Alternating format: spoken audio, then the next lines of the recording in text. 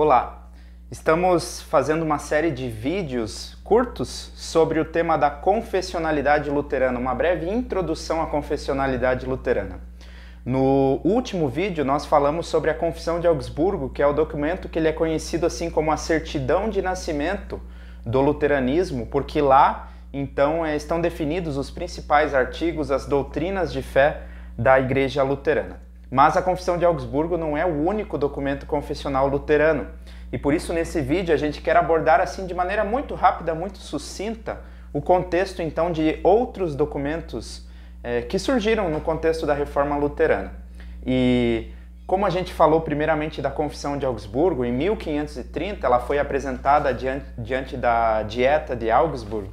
Nessa mesma Dieta de Augsburgo, então, teólogos católicos eles elaboraram uma confutação à Confissão de Augsburgo, ou seja, um documento onde eles criticavam, onde eles apontavam, do seu ponto de vista, erros na declaração de fé da Confissão de Augsburgo. Essa confutação ela foi lida na própria Dieta de Augsburgo, então, poucos dias depois da apresentação da Confissão de Augsburgo.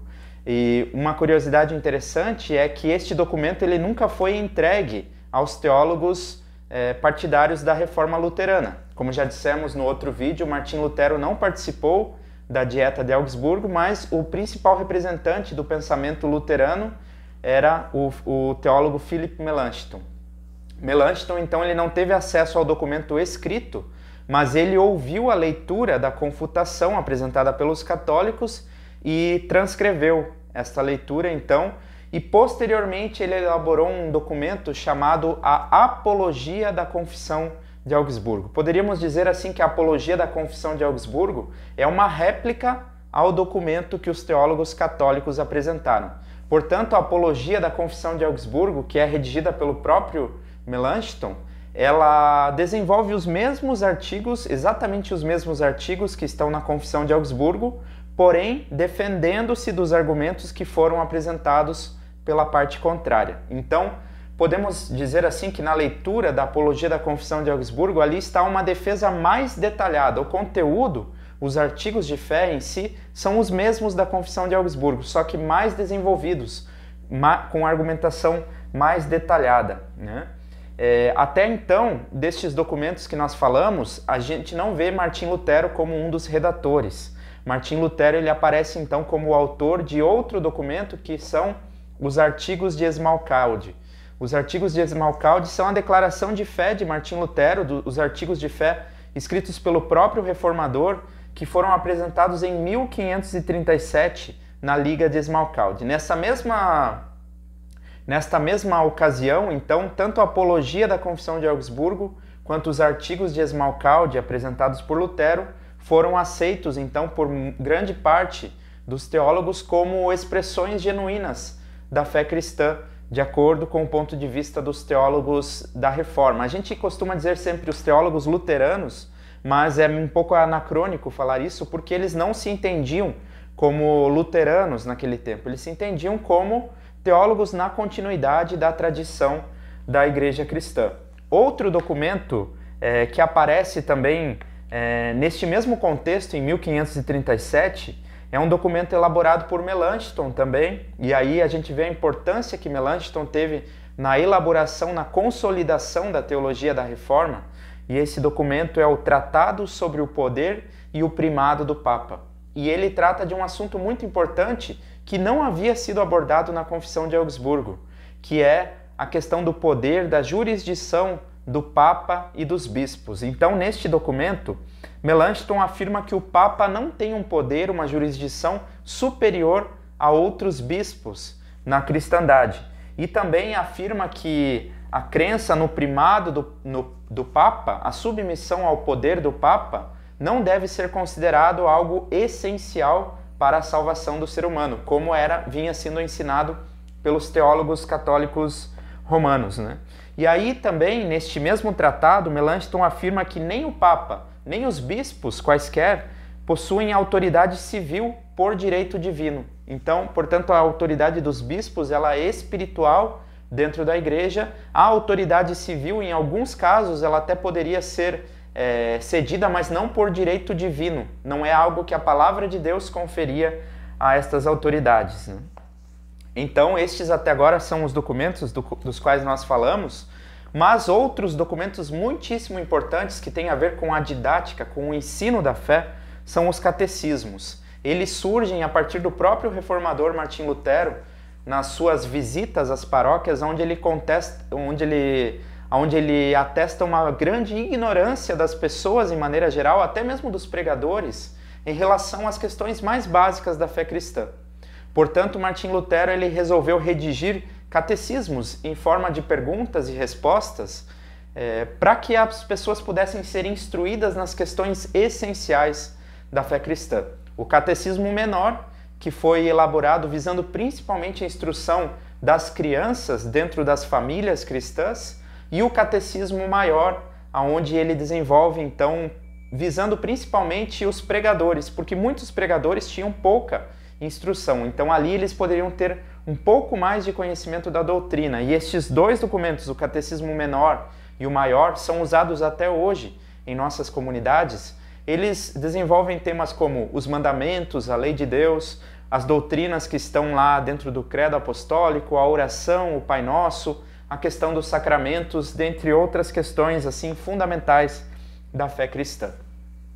Após a morte de Lutero, então, surgem inúmeras controvérsias dentro do movimento da Reforma como um todo, entre luteranos e calvinistas, ou zwinglianos, anabatistas, mas também dentro do próprio grupo daqueles que se consideravam sucessores de Lutero, daqueles que se consideravam evangélicos na continuidade da tradição da Confissão de Augsburgo, também surgem controvérsias internas. E essas controvérsias, então, elas vão ser endereçadas, elas vão ser tratadas lá num documento de 1580 chamado a Fórmula de Concórdia.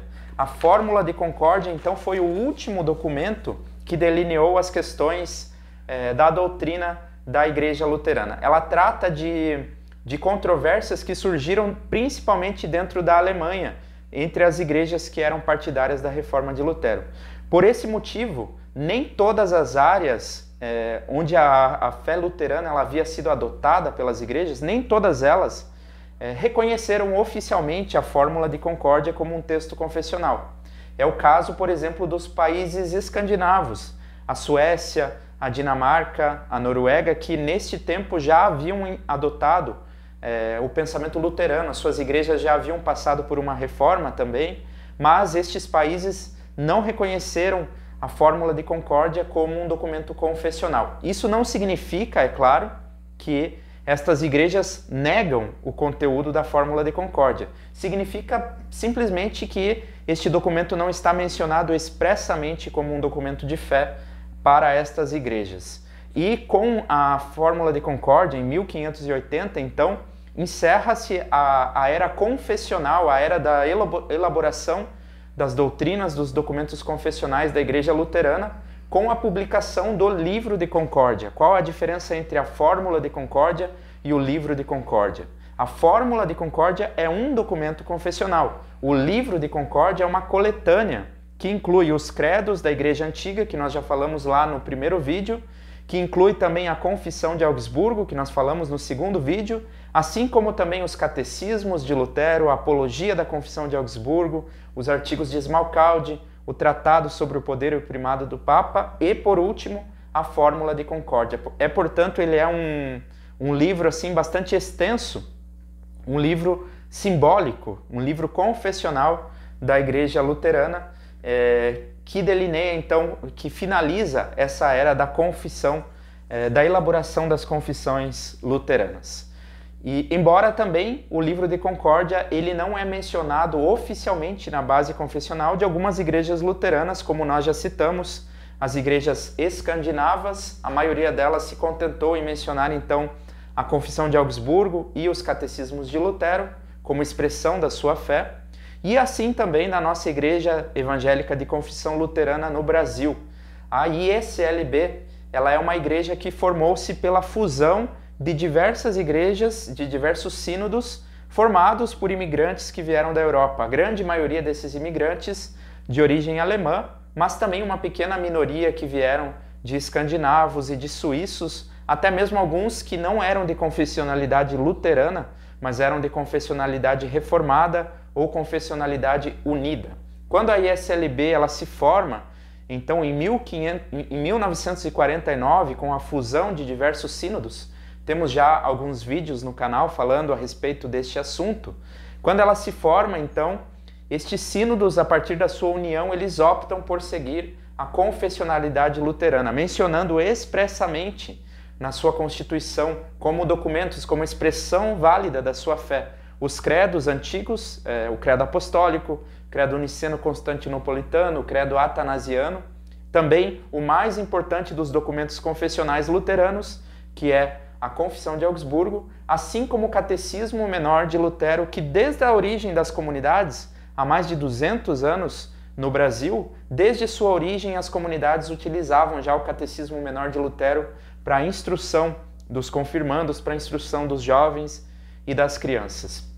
Os demais documentos não são mencionados expressamente na base confessional da ISLB, embora eles são também estudados e fazem parte de todo o contexto de interpretação, principalmente se a gente pensa na apologia da Confissão de Augsburgo, porque ela é um documento redigido pelo mesmo autor da confissão, que foi Melanchthon. Então é um documento importantíssimo para que se interprete a própria Confissão de Augsburgo, assim como o Catecismo Maior de Lutero, que também é usado em estudos bíblicos, em diversos momentos nas comunidades luteranas. Ele faz parte também do dia a dia dessas comunidades. Assim, a nossa igreja ela se delineia como uma igreja da Reforma, dentro da tradição da teologia de Martim Lutero. E é claro que isso não encerra tudo aquilo que nós cremos, tudo aquilo que nós confessamos, mas os documentos confessionais, assim como os credos da Igreja Antiga, eles têm a função de servir como uma espécie de baliza, que nos mostram assim os limites aonde nós podemos ir, as questões da Trindade, da Cristologia, as duas naturezas de Cristo, a questão da justificação por graça e fé, a questão dos sacramentos. Estes documentos eles nos dão a baliza para que a igreja, tendo estes fundamentos, ela possa seguir adiante na sua missão, evitando as controvérsias antigas que não precisam mais ser todo momento repisadas, porque elas já foram solucionadas no passado, de acordo com aquilo que nós acreditamos que é a correta interpretação da palavra de Deus. Nada do que é contido nos credos, nas confissões de fé, quer ser uma doutrina nova, mas sim uma correta interpretação da palavra de Deus, Antigo e Novo Testamento, e do Evangelho de nosso Senhor Jesus Cristo. E assim nós lembramos que, como o apóstolo Paulo nos diz, se com a tua boca confessares ao Senhor Jesus e no teu coração creres que Deus o ressuscitou dentre os mortos, então terás a salvação, porque com o coração se crê para a justiça e com a boca se confessa a salvação. Que nós todos possamos buscar e conhecer os fundamentos da nossa fé, ter sempre, como pede o apóstolo Pedro também em sua carta, ter sempre na ponta da língua as razões da nossa fé, para que nós possamos dar a todo o que nos pede as razões da nossa esperança, e assim confessar a Jesus Cristo dentro deste mundo onde vivemos, de tanta diversidade de crenças, de religiões, que a gente possa de maneira bem firme, mas também respeitosa, confessar aquilo que nós cremos. Que Deus abençoe a você e continuamos então neste estudo, nesta busca por aprofundamento na palavra de Deus. Um grande abraço.